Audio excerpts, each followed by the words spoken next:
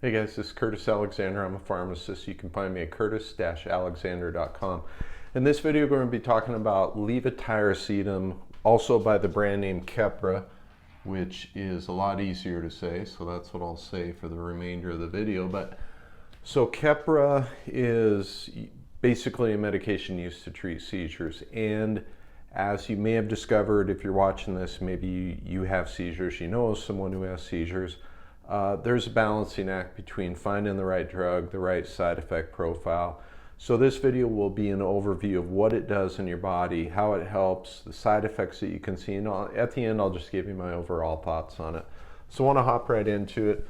So as far as what it's used for, there's a number of different types of seizures, but generally speaking, it's focal and generalized seizures that can be used alone or in combination with other medications. We'll get to that part here in a little second because that is important. Interestingly enough, how it acts in the body, the mechanism of action, we don't really know. There's theories, but nobody really knows for sure. So kind of an interesting point there. As far as the dosing, what you normally see, what the doctor will likely do is start you at 500 milligrams twice a day. Normally we see the IR, the immediate release, rather than the extended release, but we'll see 500 milligrams twice a day. Do that for roughly 2 weeks. Then the dose will start escalating, and that can be increased by 500 milligrams per dose, and we can go up to a max of 1500 milligrams twice a day. Similar dosing program for the ER, or the extended release, which is usually 1 gram or 1,000 milligrams once a day, and then increased by 1,000 milligrams or 1 gram every 2 weeks. Again, that's a balancing act between side effects, blood levels, those sorts of things, but you're going to see it start out slow and build up over time. Now, side effects, and this is one of the things I want to spend a little time on. So first and foremost, Keppra is a medication that I find that people either do really well on or they struggle a bit with, usually because of the side effects. Not that it's not a good seizure medication, it is.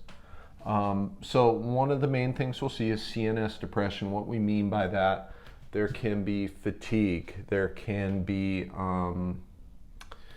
just a generalized, not only physical fatigue, but mental fatigue, fogginess. It is generally related to the dose that you're giving somebody, but I've seen it in people as soon as they start it too. You can see hypersensitivity reactions. Stevens-Johnson syndrome, extremely rare, but it's a very intense, life-threatening rash. I questioned even putting that in there because people see that and they're like, oh my gosh. Very extremely rare, but if it does happen, it can be serious. It tends to be non-dose related, so we don't really know who it can happen to. Psychosis, anywhere from 2 to 17% of folks will experience psychosis. That's a terrible word, but that's the word that the medical community uses to describe that. But what we generally see, aggression, agitation, confusion, kind of relating back to the CNS depression. This is one of the complaints if I have from folks on Keppra, is that they just don't feel right mentally at times. Usually occurs right away, first week of therapy.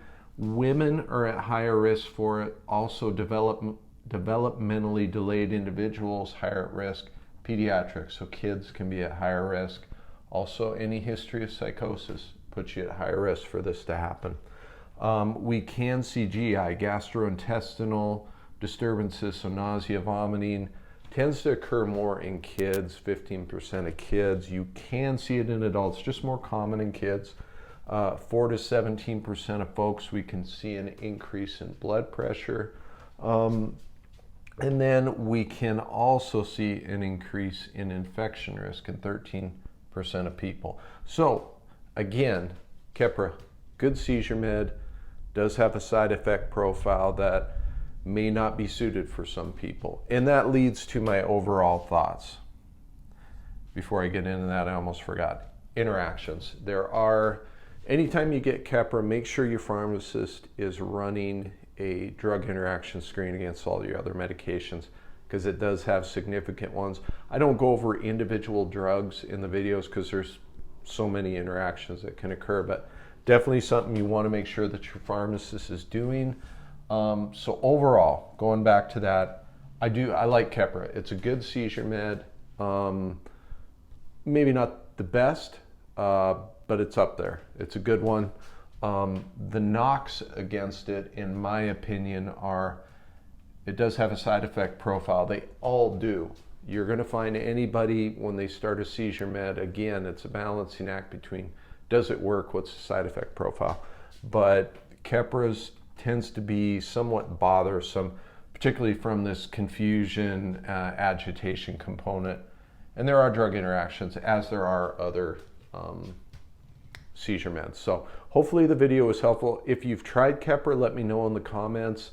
It helps me, it helps other people watching the video. I'd love to know, did it help? What was your experience with it? Let me know. I hope the video was helpful. And until the next one, I will see you. Thanks.